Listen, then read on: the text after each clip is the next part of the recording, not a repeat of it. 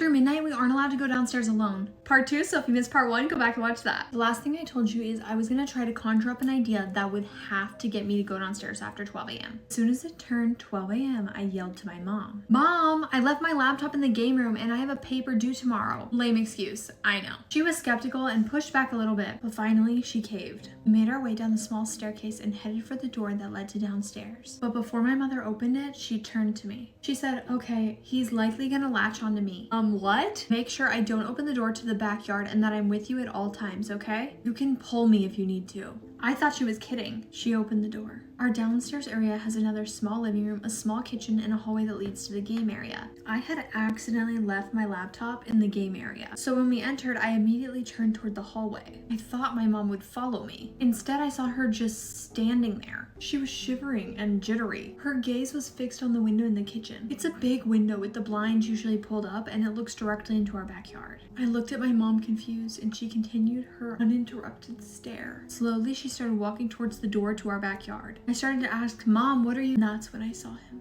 He was pressed against the window from the outside. His face was obscured by the darkness, but I could see his eyes. They were wide open, wider than eyes should go. My mom just continued to walk towards the door. I grabbed her as hard as I could and pulled her back, all the way back to the staircase that led upstairs. And then I closed the door behind us. It took my mom a minute to snap out of it. It doesn't even end there. Like for part 3.